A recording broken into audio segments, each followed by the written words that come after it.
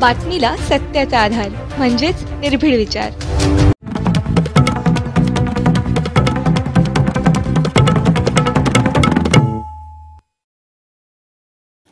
जय महाराष्ट्र. जय महाराष्ट्र. समोरून ज्या जोरदारपणे जय महाराष्ट्राची गर्जना झालेली आहे त्याच्यामुळे महाराष्ट्रातल्या आणि देशातल्या तमाम मराठी जनांना, हिंदू जनांना लक्षात आलं असेल माझ्यासमोर कोण बसलाय. कारण जय महाराष्ट्र आवाज घुमवणारे बाळासाहेब ठाकरे, त्यानंतर उद्धवजी ठाकरे आज या स्टुडिओमध्ये आपल्याबरोबर उपस्थित आहेत. गेल्या 1 महिन्यापासून महाराष्ट्रात, देशात जे एक राजकीय वादळ निर्माण झाल्याचा भास निर्माण केले जातोय त्याचे संपूर्ण केंद्रबिंदू उद्धव ठाकरे आहेत. आणि ज्यांना प्रतीक्षा होती मोठ्या प्रमाणात की उद्धव ठाकरे कधी बोलतील या सगळ्या विषयावर आणि लोकांच्या प्रश्नांना थेटपणे कधी उत्तरं देतील, अशी बहुचर्चित आणि बहुप्रतीक्षित असलेली मुलाखत आज ते सामनासाठी देत आहेत. उद्धवजी, मी आपलं स्वागत करतो. फार नमनाला घडावर तेल न घालता थेट प्रश्नाकडे आपण येऊया. कारण गेल्या काही दिवसात महाराष्ट्रात आणि देशात ज्या घडामोडी घडवल्या जात आहेत त्याच्यामुळे महाराष्ट्राचं समाजमन अस्वस्थ आहे. आपण किती अस्वस्थ आहात किंवा आपली भूमिका पुढे काय आहे, यातून शिवसेना कशी पुढे जाईल, अशा अनेक प्रश्नांचं काहू या राज्याच्या मनामध्ये, जनतेच्या मनात नाही, महाराष्ट्राच्या मनामध्ये मारलेलं आहे. पण तरीही मला आज तुम्ही खूप रिलॅक्स दिसताय उद्धव साहेब. म्हणजे मला याचं कारण समजत नाही की आज मी आपल्याला पाहतोय का गेले काही दिवस पाहतोय आपल्या चेहऱ्यावर कोणताही तणाव दिसत नाही आणि आपण अत्यंत मोकळेपणाने इथे आलात आणि बोलताय. हे काय रहस्य आहे? हे रहस्य साहजिकच आहे. माझी माँ आणि शिवसेना प्रमुख बाळासाहेब यांच्याकडनं आलेले एक हे रसायन आहे. माँ म्हटल्यानंतर शांत, सौम्य, संयम, आणि साहजिकच आहे बाळासाहेब म्हटल्यानंतर वर्णन करण्याची आवश्यकता नाहीये. आज जवळपास 1 वर्षानंतर आपण भेटतो आहोत. होय. मला आठवतंय गेल्या वर्षी या दिवसात जेव्हा आपली मुलाखत घेतली होती तेव्हा कोरोनाचा कहर हा वरखाली होत होता. त्या कोरोनामध्ये जे काय करता येणं शक्य होतं ते मी राज्याचा मुख्यमंत्री म्हणून आणि अभिमानाने सांगेन की माझ्या राज्याचा कुटुंब प्रमुख म्हणून मी केलं. त्याच्यानंतर आता पाहिलं असाल, कारण त्यावेळेला लॉकडाऊन होता, मंदिरं बंद होती, सणासुदींना बंदी होती. पण यावर्षी आपण पहिली पंढरपूरच्या वारी तिला परवानगी दिली म्हणण्यापेक्षा तिच्यामध्ये कोणताही अडथळा येऊ दिला नाही आणि जल्लोषात ती पार पाडली. म्हणजे पुन्हा एकदा सणासुदीला सुरुवात झालेली आहे. आता दहीहंडी येईल, गणपती येतील, नवरात्री येईल, दिवाळी येईल.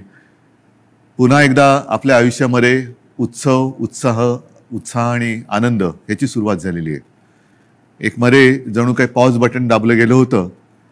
आपल्या सगळ्यांच्या सहकार्याने आपण कोरोनातून आणि त्या संकटातून बाहेर पडलो.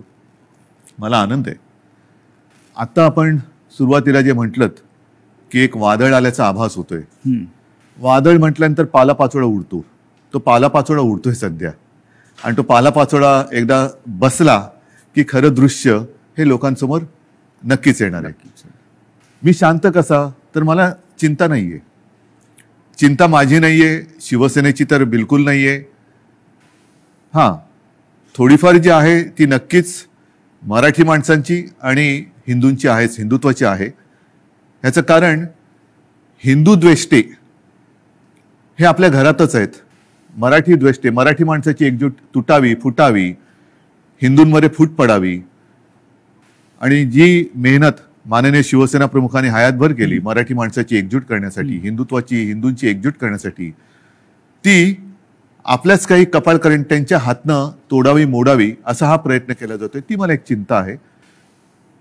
आणि म्हणून मी जे म्हटलं की हा पालापाचोळा सध्या उडतोय, कोण कुठे, हा इकडनं पालापाचोळा तिकडे जातोय, पुन्हा इकडे येतोय, ही जी गळणं गरजेची होती ती पानं ही उडतात.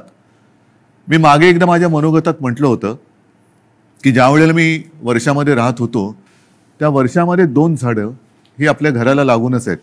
एक आहे गुलमोहराचं आणि दुसरं बदामाचं. दोन्ही झाडं मी साधारणतः गेले 2-1 वर्ष बघतोय, ज्याला आपण पतझड म्हणतो, ती पानं पूर्ण गळून पडतात.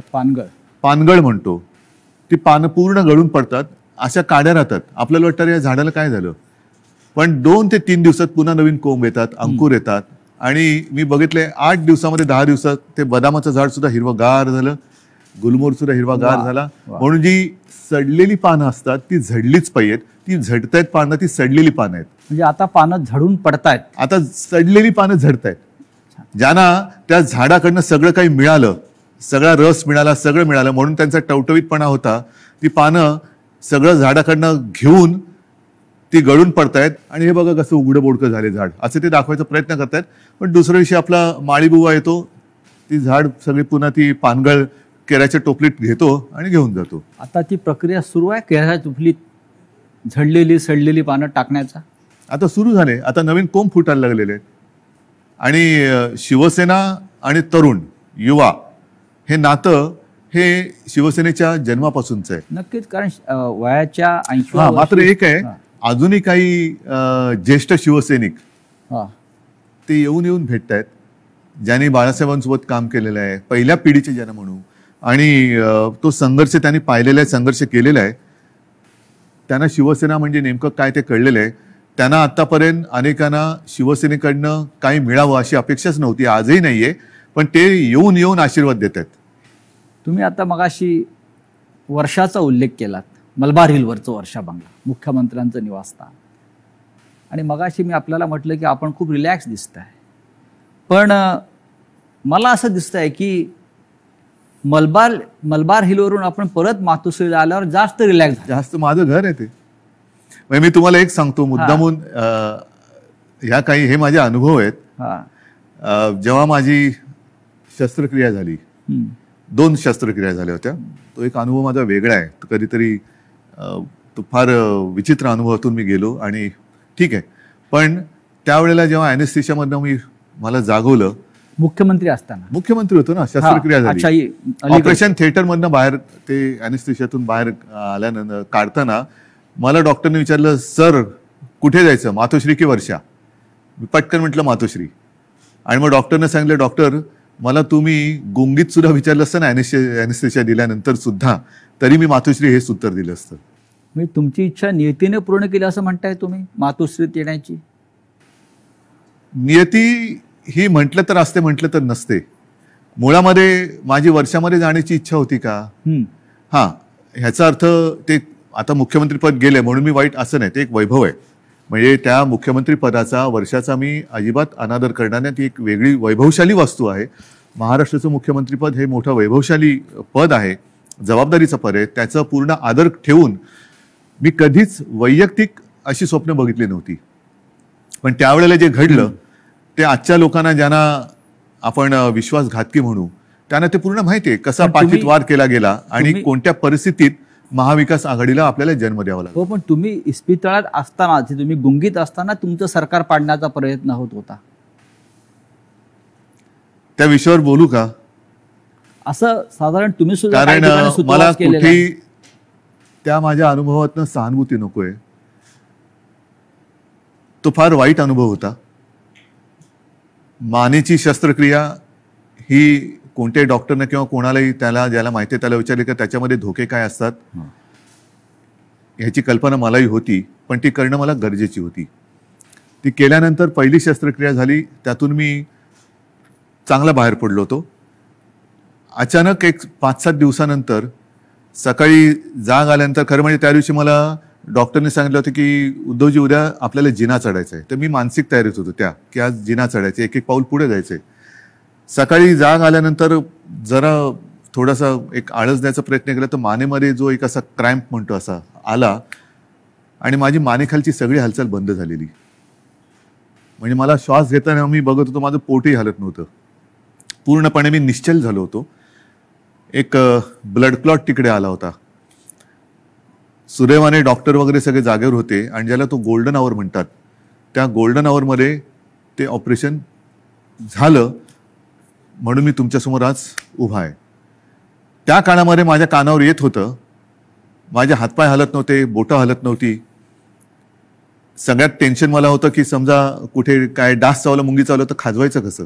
म्हणजे हा एक वेगळा विचित्र भाग होता. पण त्या काळात माझ्या कानावर येत होतं की काही जण मी बरा व्हावा म्हणून देवावरती अभिषेक करत होते आणि काही जण मी असाच राहावा म्हणून देव पाण्यात बुडून बसले होते. देव पाण्यात बुडून बसलेले लोक आता पक्ष बुडवायला निघालेत.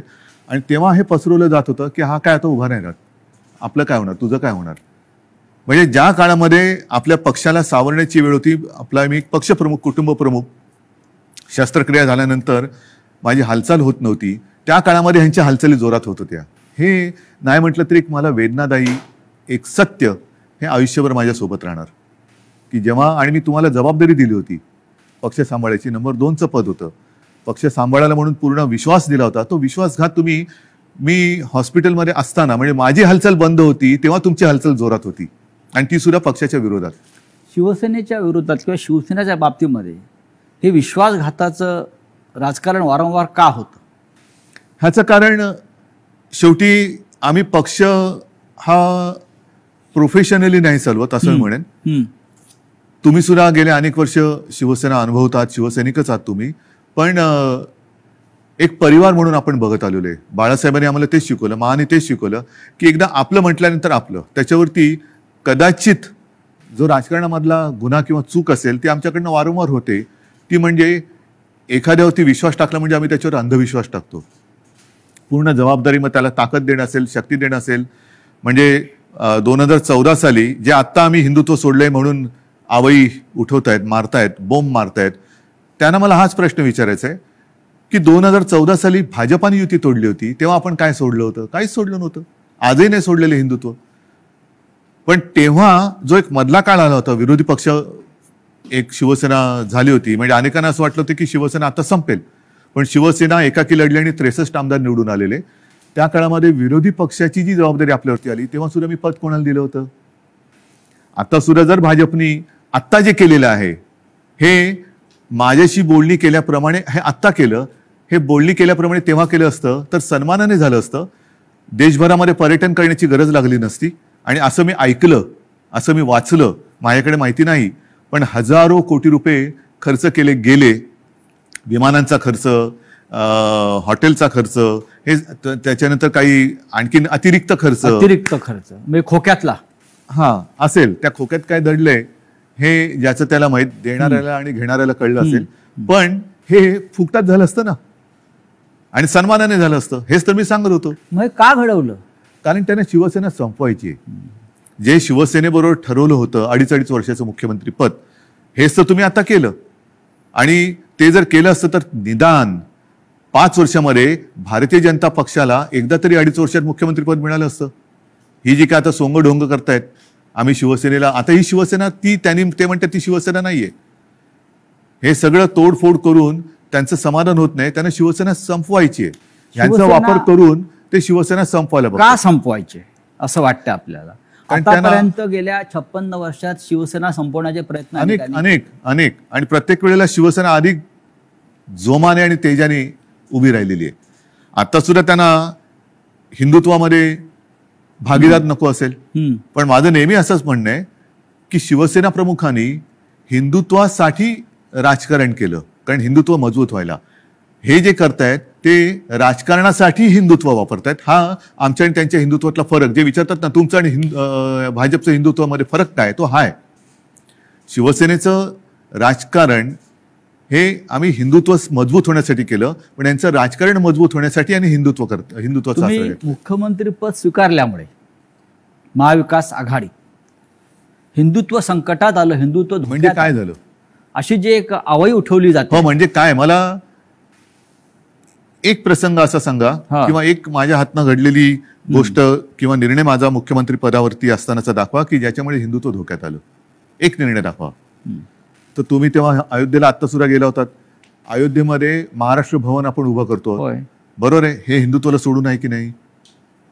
तुम्ही ठरवा. अयोध्येत महाराष्ट्र भवन, बरोबर आहे. मुख्यमंत्री होण्याच्या आधी सुद्धा मी अयोध्येत गेलो होतो, प्रत्येक वेळेला आपण होतात. मुख्यमंत्री झाल्यावरती सुद्धा अयोध्येत गेलो होतो. कोण काय म्हणेल मी परवा नाही केली. मी गेलो आणि रामलल्लाचं दर्शन घेऊन तेव्हाही आलो होतो. 2दा मी स्वतः अयोध्येत गेलो होतो. आता नव्या मुंबईमध्ये आपण तिरुपतीचं मंदिर त्याला जागा दिली. प्राचीन जी मंदिरं आहेत त्यांचं संवर्धन करणं, जतन करणं हे आपण सुरू केलं, गडकिल्ल्यांचं आपण सुरू केलं, हे कुठे ह्याच्यात हिंदुत्व कुठे गेलं? हिंदुत्व तर असं कोणताही निर्णय नाहीये की ज्याच्यामध्ये आपण हिंदुत्वापासून दूर गेलेलो आहे. अशा अनेक गोष्टी सांगता येतील. तुम्ही आज ज्या संघर्षमय कालखंडातून जात आहात याची कधी अपेक्षा केली होती? बघा, शेवटी शिवसेना आणि संघर्ष हे तर एकमेकाच्या पाचवीला पुजलेले आहेत. आणि मागे कोणीतरी असं म्हणालं होतं, ते मला वारंवार त्याचा अनुभव येतोय की शिवसेना ही एक तळपती तलवार आहे. ती जर मॅनेमध्ये ठेवली तर ती गंजते. त्याच्यामुळे ती तळपलीच पाहिजे. आणि तलवार तळपणं म्हणजे संघर्ष आलाच.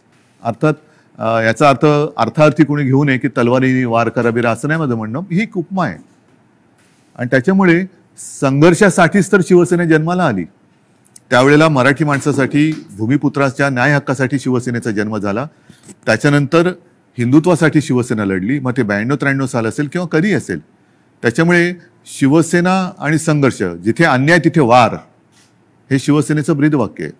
ज्या ठाण्यानं शिवसेनेला पहिली ताकद दिली, म्हणजे शिवसेना प्रमुख बाळासाहेब ठाकरे आणि ठाण्यांचं एक भावनिक नातं होतं. एक पहिला भगवा झेंडा जो आहे हा ठाण्यात फडकला. आणि बाळासाहेब अभिमानानं त्यांच्या संपूर्ण कालखंडात जीवनात त्या सांगत राहिले की ठाण्यानं मला पहिली सत्ता दिली. त्याच ठाण्यातून शिवसेनेला आव्हान उभं राहिलं. ठाणेकर सुज्ञ आहेत. हे जे पालापाचोळा जो आहे ते म्हणजे काय ठाणेकर नाहीत. ठाणेकर आणि ठाणेकर नागरिक, शिवसेनेचे ठाणे आणि ठाण्याची शिवसेना, हे जे नातं आहे ना, हे ह्या पालापाचोळ्याला तोडता नाही येणार. त्याच्यामुळे मी तर म्हणेन पूर्ण महाराष्ट्र आणि ठाणं सुद्धा, अर्थात त्याच्यात आलं मुंबई सुद्धा आली, सगळेजण निवडणुकांची वाट बघतायत. आणि म्हणून माझं मत हेच आहे की याच्या पुढे एक असा कायदा झाला पाहिजे की ज्यांना कोणाला युती करायची असेल त्या दोन्ही पक्षांचं, 3 पक्षांचं, 10 पक्षांचं जे काय कडबोळ तुम्हाला करायचं असेल ते करा. मात्र तुमच्यामध्ये करार मदार काय झालेला आहे तो जनतेसमोर ठेवा. जागा वाटप किती होणार आहे, कोणत्या ध्येयावरती, धोरणावरती तुम्ही युती करणार आहात, काय पुढे करणार आहात, हे करा. म्हणजे काय झालं असतं, एक तर जे माझं आणि भारतीय जनता पक्षाचं ठरलं होतं ते जे आता आधी नाकारून आता त्यांनी ते केलं, हे आधी जनतेसमोर उघडपणाने आलं असतं. दुसरी गोष्ट, निवडणुकीनंतर जे काय त्यामुळे मला करावं लागलं, महाविकास आघाडीचा जन्म नसता झाला. तो महाविकास आघाडीचा जन्म आम्ही दिला तेव्हा सुद्धा तुम्ही बघितलं की आम्ही शपथ जी मी घेतली ती शिवतीर्थावरती घेतली. छत्रपती शिवाजी महाराजांच्या पुतळ्याच्या आणि बाळासाहेबांचं स्मारक आहे तिकडे, त्या साक्षीने घेतली. हजारो लाखो लोक आणि शिवतीर्थ हे भगवं पूर्ण फुलून गेलं होतं, ओसांडून वाहत होतं पूर्ण. म्हणजे जर लोक नाराज असतील तर तिकडे कोणी आलं नसतं. पण तरी देखील माझं मत असं आहे की आता निवडणुका घ्या. जर आम्ही महाविकास आघाडी स्थापन करून चूक केली असेल तर लोक आम्हाला घरी बसवतील. आणि जर भारतीय जनता पक्षाने माझं, कारण शेवटी जनता मला ओळखते, नाही म्हटलं तरी आता आमची 6वी पिढी ही महाराष्ट्राच्या जनतेसाठी काम करते. 6वी पिढी, त्याच्या आधीच्या पिढ्या सुद्धा होत्या. पण एक तर लोक त्यांना घरी बसवतील त्यांनी चूक केली असेल तर, जो करार त्यांनी आमच्याशी केला होता तो तोडला म्हणून, नाहीतर आम्ही पाप केलं म्हणून आम्हाला घरी बसवतील. होऊ द्या जनतेच्या कोर्टात फैसला, माझी तयारी आहे. पण या सगळ्या कालखंडामध्ये कधी नव्हे तो एक अघोरी प्रकार होतो आहे जो महाराष्ट्रात कधीच झाला नव्हता. तो म्हणजे कोणीतरी संपूर्ण शिवसेना हायजॅक करण्याचा प्रयत्न करत आहे. कारण त्यांना पर्याय नाहीये. कारण नीट लक्षात घ्या, हा महत्वाचा प्रश्न आहे, एक बारकाव लक्षात घ्या. जे काय थोडंफार कायद्याचं ज्ञान मी लोकांशी बोलून, कायदे तज्ज्ञांशी बोलून समजून घेण्याचा प्रयत्न केलेला आहे, त्यातून सांगतो की पूर्वी 2/3 ही सदस्य संख्या झाली का वेगळा गट स्थापन करता येऊ शकत होता. आता तो कायदा गेला. आता हे जे बाजूला झाले ते भले 2/3 असतील किंवा आणखीन काहीतरी असतील, त्यांना वेगळा गट स्थापन करता येत नाही. हे कायदे तज्ज्ञांनी सांगितलेले आहे. मी कायदा लिहिलेला नाही, मी कायदा वाचलेला नाही. मी घटना तज्ज्ञांनी ज्यांनी त्याचा अभ्यास केला त्यांनी सांगितलेली मतं ऐकून आणि त्यांच्याशी बोलून सांगतोय. म्हणजेच काय की ह्या गटाला कुठल्या ना कुठल्या तरी पक्षामध्ये विसर्जित किंवा सामील व्हावं लागेल ह्या गटाला. मग त्यांच्यासमोर पर्याय काय आहेत, एक तर भाजपात जावं लागेल, नाहीतर दुसरे सपा आहेत, MIM वगैरे असे जे काही छोटे छोटे पक्ष आहेत त्यांच्यात जावं लागेल. आणि हे जर का कुठल्या पक्षात गेले तर भारतीय जनता पक्षाचा ह्यांना जो उपयोग करून घ्यायचा आहे तो उपयोग संपेल. कारण त्यांची ओळख त्यांना ती द्यावी लागेल की आता आम्ही भाजपात गेलो, आता आम्ही समाजवादीत गेलो, आता आम्ही बच्चू कडूंच्या पक्षात गेलो. तर म्हणून ते एक भ्रम निर्माण करतायत की आम्ही म्हणजेच शिवसेना. जे मधल्या काळामध्ये एक क्लिप फिरली बघा, असं माझ्या काळात कधी झालं नव्हतं. माझ्या बाजूला उपमुख्यमंत्री अजितदादा पवार बसायचे, पण त्यांनी कधी माझा माईक नव्हता खेचला. काही वेळेला त्यांना अधिक त्यांच्याकडे माहिती असायची, अर्थसंकल्प किंवा काय, तर मी त्यांना सांगायचो की दादा तुम्ही उत्तर द्या, पण माझ्याकडनं कोणी माईक नाही खेचला.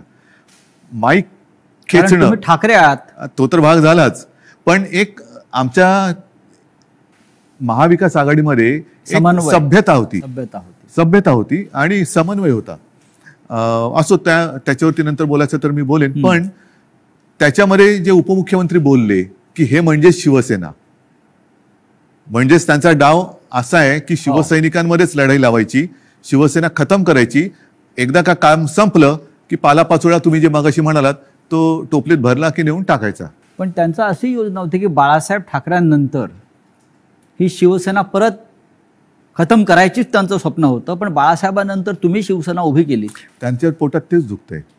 त्यांना शिवसेना आणि ठाकरे वेगळे करायचे, जसं गांधी आणि काँग्रेस आणि त्यांच्यात एक तुम्ही बघा, मला टीकात्मक केवळ बोलायचं म्हणून मी बोलत नाही, पण दुसरे जे आता सरदार वल्लभभाई पटेल, सुभाष बाबू, तसं बाळासाहेब, हे स्वतःचेच म्हणून आता लोकांसमोर आणायचं. म्हणजे आपल्याकडनं काही आदर्श निर्माण नाही झाला तर दुसऱ्यांचे जसं पक्ष फोडतायत तसं आदर्श फोडायचे, आदर्श फोडायचे म्हणा किंवा पळवायचे म्हणा, आणि मग ते आपलेच म्हणून लोकांसमोर जायचं. तसं त्यांचं चाललंय की बाळासाहेबांना त्यांनी मान सन्मान तर दिलाच पाहिजे, नाही तर लोक जोडे मारतील, लोक ठेवणार नाहीत त्यांना जागेवर. कोणी असला आणि तो बाळासाहेबांच्या विरोधात काही बोलला तर लोक हाणतीलच जोडा त्याच्या. तर म्हणून त्यांना बाळासाहेब पाहिजेत, पण आता ठाकरे आणि शिवसेना हे नातं तोडायचंय. माझं आव्हान आहे की ठाकरे आणि शिवसेना नातं तोडून दाखवा. मात्र ते करताना माझ्या वडिलांचे फोटो लावून मतं मागू नका. प्रत्येकाला आई वडील असतात आणि त्यांच्याबद्दल मला आदर आहे. मला माझ्या आईवडिलांबद्दल आदर आहे, तसं प्रत्येकानं प्रत्येकाच्या आईवडिलांबद्दल आदर असायला पाहिजे. आता गेल्या आठवड्यात गुरुपौर्णिमा झाली. मी माझ्या वडिलांना आजोबांना गुरु मानतो. प्रत्येकाने पितृदेव भव मातृदेव भव देव मानलं पाहिजे. स्वतःच्या आईवडिलांचे फोटो लावावेत आणि मतं मागावीत. जर आज माझ्या दुर्दैवाने माझे आईवडील माझ्यासोबत असे नाही आहेत, पण ते नेहमी मी माझ्यामध्ये आहे असं मानतो, पण ज्यांची आई आणि वडील हे सुदैवाने त्यांच्यात आहेत, तर मी म्हणेन असा आशीर्वाद पुन्हा दुसरा मिळू शकत नाही. त्यांना घेऊन सभा घ्याव्या, भाषणं करावीत आणि मतं घ्यावीत. माझे वडील काय चोरताय? माझे वडील काय? म्हणजेच काय की तुमच्यात कर्तृत्व नाहीये, तुमच्यात हिंमत नाहीये, तुम्ही मर्द नाही आहात, तुम्ही विश्वासघातकी आहात. आणि लोकांचा, माझा तर केलाच, लोकांचा विश्वासघात करताना बाळासाहेबांच्यावरनं संभ्रम कशाला करतायत? तुमच्यात तुमचा मर्दाचा चेहरा घ्या आणि जा पुढे आणि मागा मतं. नाही, पण निवडणूक आयोगापुढे आता एक नवीन खटला उभा राहतो आहे.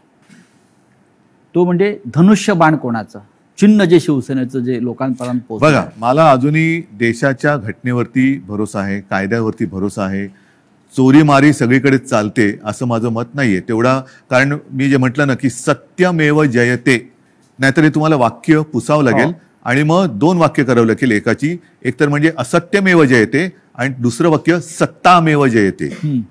त्याच्यामुळे सत्तामेव जयते पुढे तुम्ही असत्य घेऊन जर का करणार असाल तर ते काही लोक खपून नाही घेणार. आज वेळ अशी आणलेली आहे, हे दुर्दैव आहे महाराष्ट्राचं म्हणतो, की ठाकरेंना पुरावे द्यावे लागतात शिवसेना खरी किंवा खोटी. नाही, लोक वाट बघतायत निवडणुकांची. म्हणजे आम्हाला पुरावा द्यायची गरज नाही. लोक म्हणतात की आम्हाला निवडणुका येऊ दे, ध्यानच पुरून टाकतो. बरं, जनताच पुरावा देईल, जनताच त्यांना पुरून टाकेल राजकारणामध्ये.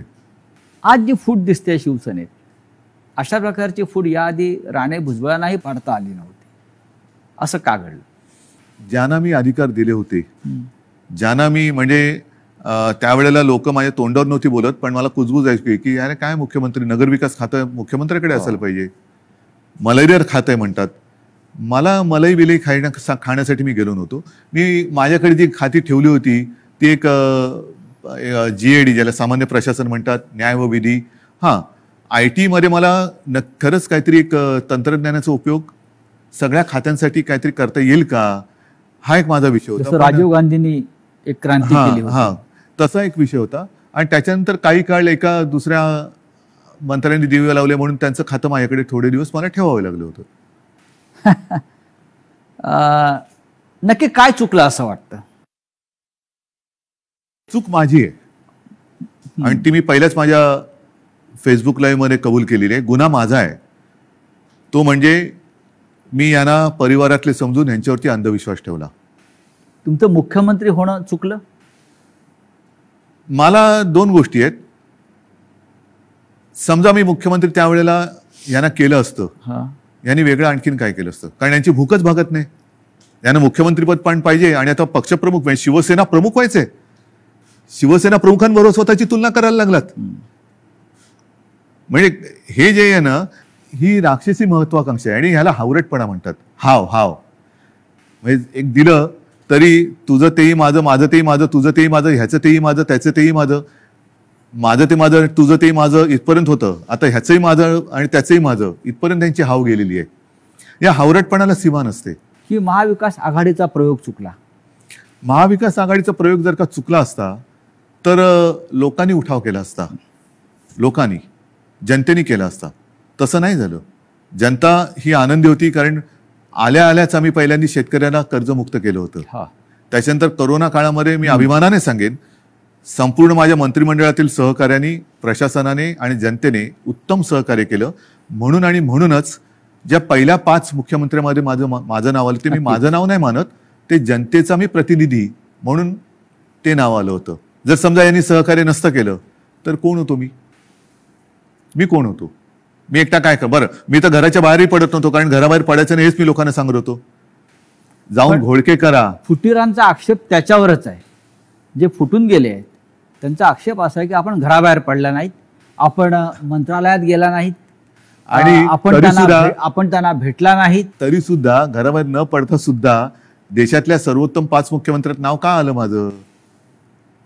कारण त्यावेळेला ती परिस्थिती तशी होती. मी स्वतः सांगत होतो घराबाहेर पडू नका आणि लोक ऐकत होते. मी जर का घराबाहेर आजही पडलो आणि केव्हाही पडलो तरी शिवसेना प्रमुखांच्या, माझ्या पूर्वजांच्या आशीर्वादामुळे गर्दी होतेच. म्हणजे मग काय झालं असतं, लोकांसांगे ब्रह्मज्ञान आणि स्वतः कोरडे पाषाण.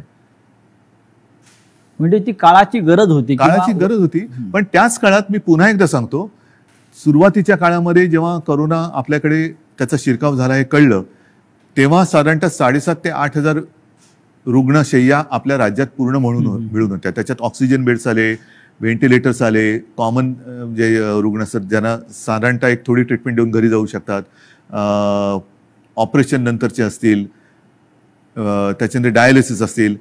पहिल्या लाटेत आपण ते साधारणतः 8,000 जर का धरले तर ते 3.5 लाखावरती नेले होते. हे घर बसल्या. हॉस्पिटलमध्ये बेड्स नव्हते, रुग्णवाहिका नव्हत्या. कोणी कशा केल्या त्या? कोरोनाच्या टेस्टसाठी आपल्या राज्यात फक्त 2 प्रयोगशाळा होत्या. एक कस्तुरबामध्ये, दुसरे NIV एक पुणे. त्या आपण 600च्या वर केल्या घरी बसून. पण त्याच्याविषयी 50 आमदारांना कौतुक नाही आहे. त्यांना तुम्ही निधी दिलेला नाही म्हणतायत आणि तुम्ही हिंदुत्व सोडलं असं म्हणतायत. त्याच्यामुळे ते सोडून गेले. तुम्ही महाराष्ट्रासाठी जे काय केलेलं आहे, कोरोनाच्या संकटातून राज्याला वाचवलेलं आहे, लोकांना जीवदान दिलेलं आहे. महाराष्ट्रामध्ये नद्यातून प्रेत वाहून तुम्ही दिली नाहीत. त्याचं त्यांना शल्य असेल की असं नाही झालं, हे चुकीचं झालं आणि त्यांच्या मते असेल. आणि महाराष्ट्राच्या जनतेला हा मुख्यमंत्री आपल्या कुटुंबातल्या घटक वाटत होता, आपला परिवारातला भाऊ, मुलगा. त्याच्यामुळे मला ह्या विश्वासघातकांना माझ्याबद्दल काय वाटतं ह्याची चिंता नाहीये. मला माझ्या महाराष्ट्रातल्या जनतेला मी त्यांच्या कुटुंबातला वाटतो. ह्याच्यात असं भाग्य हे फार क्वचित कोणाच्या नशिबी येतं. ते मला नाही वाटत ह्यांच्या नशिबी आलं असेल. कारण ह्यांच्या डोक्यावरती जरी काही पदं आता मिळाली, कारण अजूनही हम तुम एक कमरे में बंद असं यांचं मंत्रिमंडळ आहे, त्याच्यामुळे त्याचा विस्तार कधी होणार आहे माहिती नाही. पण हे मंत्री जरी किती झाले तरी कपाळावरती जो घाताचा शिक्का बसलाय तो नाही पुसता येणार. तुम्हाला असं वाटत नाही का की जे तुम्हाला सोडून गेलेले आहेत मोठ्या प्रमाणात त्यांनाच तुम्ही सर्वाधिक दिलेलं आहे आणि ज्यांना मिळालं नाही किंवा ज्यांना कमीत मिळालं ते आपल्या बरोबर राहिले? मला हेच म्हणायचं, ही शिवसेनेची ताकद आहे. शिवसेनेची ताकद काय की सामान्यांना बाळासाहेबांनी असामान्यत्व दिलं. आता पुन्हा एकदा या सामान्यातून असामान्य लोक घडवण्याची वेळ आलेली आहे. आणि म्हणून मी माझ्या तमाम शिवसैनिकांना आणि माझ्या माता भगिनींना, बांधवांना विनंती करतो की चला परत उठा, आता पुन्हा एकदा सामान्यांना असामान्य बनवूया, कारण हे सारी लोक होती आणि ह्यांना ती चूक, मी पुन्हा तेच म्हणेन की ही चूक माझी आहे की त्यांना ताकद दिली, पण त्या ताकदीने ते उलटा वार नुसता नाही केला, तर राजकारणामध्ये ज्या आईने जन्म दिला त्या आईला गिळायला निघालेली अवलाद आहे. नुसतं आईवरती वार करणारे आपण म्हणत होतो तशी नाहीये, ही राजकारणात ज्याने यांना जन्म दिला त्या आईला म्हणजे शिवसेनेला गिळायला निघालेली अवलाद आहे. पण तेवढी ताकद त्यांच्यामध्ये नाहीये, कारण शेवटी आई ही आई असते. नक्कीच. तुम्ही आईचा उल्लेख केला. कालपर्यंत सगळे लोक या शिवसेनेला आपली आईच मानत होती. तुमच्याबरोबर वर्षावरती अनेकांना मी बसलेले बघितले शेवटच्या क्षणापर्यंत. हो, पण आत्ताच तुमचा आधीचा प्रश्न काय होता की मी यांना भेटत नव्हतो. तुम्हाला भेटून ते कधी सुरतला गेले, कोण गोव्याला गेलं, कोण गुवाहाटीला गेलं. 50 खोक्यांची इतकी ताकद असू शकते जी निष्ठा विकत घेऊ जाऊ शकते? निष्ठा नाही विकली जात, विकली जाते ती निष्ठा नसतेच. निष्ठा महाराष्ट्रात पण झाडं आहे, डोंगर आहे, हॉटेल आहे. किती सुंदर आहे महाराष्ट्र. महाराष्ट्र फार ग्रामीण भागातल्या आमदारांना महाराष्ट्राच्या निसर्गाची भुरळ पडत नाही आणि गुवाहाटीच्या निसर्गाची भुरळ पडते. म्हणजे मला कळतच नाही, मग तुम्ही महाराष्ट्राच्या मातीत कसे काय जन्माला आलात? ज्या महाराष्ट्राच्या मातीत जन्माला आलात त्या मातीची तुम्हाला ओढ नाही, प्रेम नाही, त्या मातीची तुम्हाला कधी वैभव दिसलं नाहीये काय? मी स्वतः कलाकार आहे, मी माझ्या त्याच्यावरनं सुद्धा त्यावेळेला चेष्टा झाली होती, पण मी गडकिल्ल्यांची फोटोग्राफी केलेली आहे, पंढरपूरच्या वारीची केलेली आहे, आणि त्यावेळेला जो मी महाराष्ट्र बघितला एवढा, त्या पावसाळ्याच्या सुमारास मी सगळी फोटोग्राफी केलेली, एवढा नटलेला थटलेला आणि छान काय काय दऱ्या खोऱ्या एवढ्या फुलांनी बहरून जातात. तुम्हाला आम्ही तर शहरी बाबू, तुम्ही ग्रामीण भागातले, तर ग्रामीण भागात राहून तुम्हाला महाराष्ट्राचं सौंदर्य दिसत नाही, त्याचं वर्णन करावं असं कधी वाटलं नाही. आणि डायरेक्ट गुवाहाटी, मी गुवाहाटी का वाईट नाही म्हणत, प्रत्येक प्रदेश चांगला आहे, पण ह्यांना हे काय मातीसाठी करणार? इतिहास काळापासून दिल्ली आणि महाराष्ट्राचा कायम झगडा आहे. मग औरंगजेब, छत्रपती शिवाजी महाराज असतील, संभाजी महाराज असतील, दिल्लीने महाराष्ट्रावर सतत पाठीमागून वार केले किंवा महाराष्ट्र संपवण्याचा प्रयत्न. कारण काय? हे आता आजही तेच चित्र आहे. ह्याच्या मुळाशी जाण्याची आता गरज वाटते. आजही शिवसेनेचा सूड घेण्यासाठी ते बाळासाहेब ठाकरेंच्या अस्तित्वाला सुरुंग लावत आहे. मान्य, पण ह्याच्या मुळापर्यंत जायची गरज आहे, कारण जोपर्यंत ते दिल्लीत गेले नव्हते तोपर्यंत बाळासाहेब ठाकरेच यांना जपत आले होते, बाळासाहेबच यांना वाचवत आले होते आणि वाचवलं होतं एका हिंदुत्वाच्या ध्यासापायी, वेडापायी. मग दिल्लीत बसल्यावरती असं त्या दिल्लीच्या खुर्चीला काय असं वेगळा काय स्प्रे मारला की काय झालं की तुम्हाला ज्यांनी जपलं त्यांनाच तुम्ही संपवायला निघालात? ज्या शिवसेनेनी बाबरीची जबाबदारी तेव्हा घेतली होती शिवसेना प्रमुखांनी, त्या शिवसेनेला तुम्ही हिंदुत्व सोडलं म्हणून संपवायला निघालात.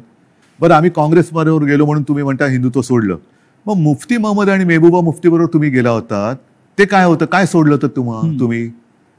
मग तेव्हा तर आम्ही, आता तुम्हाला वाटतं हिंदुत्व सोडले, जे सोडलं नाही, पण तेव्हा तुम्ही लाच सोडली होतीत ना. काय मेहबूबा मुफ्ती आज सुद्धा वंदे मातरम म्हणतात, की भारत माता की जय बोलतात, हे माहिती असून सुद्धा तुम्ही, मला हे त्यांनी एकदा सांगितलं होतं की तिकडे निवडणुका घेऊन दाखवा, असं अतिरेक्यांनी आव्हान दिलं, म्हणून आम्ही निवडणुका घेऊन दाखवल्या. सरकार बनवून दाखवा म्हणून आम्ही त्यांच्याबरोबर सरकार बनवून दाखवलं. पण सरकार बनल्यानंतर मला वाटतं मुफ्ती महम्मद सईदनी अतिरेक्यांचा आणि पाकिस्तानला त्यांनी धन्यवाद दिले होते काश्मीर खोऱ्यात शांततेत निवडणुका होऊ दिल्यामुळे. मग कोणाला काय दाखवलं तुम्ही? कोणाला काय दाखवलं? म्हणजे बरं, आता सुद्धा ते बिहारमध्ये जे बसलेत नितीश कुमार बरोबर, नितीश कुमार हिंदुत्ववादी आहेत का? कारण मला जे आठवतं त्याच्याप्रमाणे त्यांनी एकदा संघमुक्त भारत असा नारा दिला होता. संघमुक्त भारत असं शिवसेनेने कधी दिला नाही. राम मंदिराच्या प्रश्नावर रामविलास पासवान एनडीएतून बाहेर पडले होते, तरी ते त्यांना प्यारे होते. हो, आम्ही तो उलट म्हणत होतो की विशेष कायदा बनवा. 5 वर्ष 7 वर्ष झाली तरी ते विशेष कायदा बनवून राम मंदिर बनवू शकले नाही. ते न्यायालयाने निकाल दिला. या देशातला समस्त विरोधी पक्ष आणि प्रादेशिक पक्ष संपवले जातात आणि मित्र पक्ष पण, आणि हा मित्र पक्ष. असं तुम्हाला काय दिसतंय का कारस्थान किंवा अशा प्रकारचं?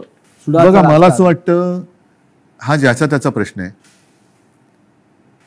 जे आता सरन्यायाधीश बोललेत मध्ये, ओझर तर मी वाचलं की आपल्या देशात विरोधी पक्षाला शत्रू समजू नका. विरोधी पक्षांनी सुद्धा जबाबदारीने वागलं पाहिजे. आणि सत्ताधारी पक्षांनी सुद्धा जबाबदारीने वागलं पाहिजे. मी जो काही 2.5 वर्षात अनुभव घेतला मुख्यमंत्री म्हणून, मी विरोधी पक्षांना काही वेळेला मी स्वतः आवाहन केलं की सरकार म्हणून आमचं समजा जर काही आम्ही कुठे कमी पडत असू, आमचं काही चुकत असेल, तुम्ही आमच्या नजरेत आणून द्या. हे काम विरोधी पक्षाचं आहे, कारण ते सुद्धा शेवटी लोकप्रतिनिधी असतात. त्याच्यामुळे सशक्त लोकशाहीसाठी आणि महाराष्ट्र विरोधी पक्ष हा सुद्धा तेवढा सुसंस्कृत पाहिजे, संवेदनशील पाहिजे, आणि तेवढाच किंवा त्याच्याहून थोडा जास्त हा सत्ताधारी पक्ष संवेदनशील पाहिजे आणि सुसंस्कृत पाहिजे. आता हा संवेदनशीलता आणि सुसंस्कृतपणा ही कुठेतरी रसातळाला जायला लागले असं वाटते. कशामुळे? पिढ्या बदलत आहेत आणि सत्तेची हाव. आता काय झालेलं आहे, फास्ट फूडचा जमाना आलेला आहे. तुम्ही फोन केला की 10 मिनिटात, 15 मिनिटात, 20 मिनिटात पार्सल आलंच पाहिजे. तसं मी पक्षात गेलो की मला थोड्या दिवसात काहीतरी मिळालंच पाहिजे, नाही गेलं तर माझ्याकडे दुसरा आहे. या देशामध्ये विरोधी पक्षच राहू नये. मग राज्यामधले शिवसेनेसारखे प्रादेशिक पक्ष असतील किंवा राष्ट्रीय पातळीवरचे काँग्रेससारखे पक्ष असतील, आणि त्यांना संपवण्यासाठी साम दाम दंडभेद ह्यातनं काय साधलं जाणार? म्हणजे केंद्रीय तपास यंत्रणांचा, ईडी असेल, सीबीआय असेल, ह्यातनं साधणार काय? यांचा जो गैरवापर सुरू आहे. शेवटी जनता ही सार्वभौम आहे, आणि तुम्ही बघितलं असाल की जनतेच्या मनाविरुद्ध एखादा निर्णय गेला तर जनता थांबत नाही, ती रस्त्यावरती उतरते. आपण जो संवाद जनतेशी साधत आहोत, मला असं वाटतं जनतेच्या सगळ्या प्रश्नांना आपण भरभरून उत्तरं देताय, मनापासून बोलताय. हा संवाद आपण असाच कायम ठेवू.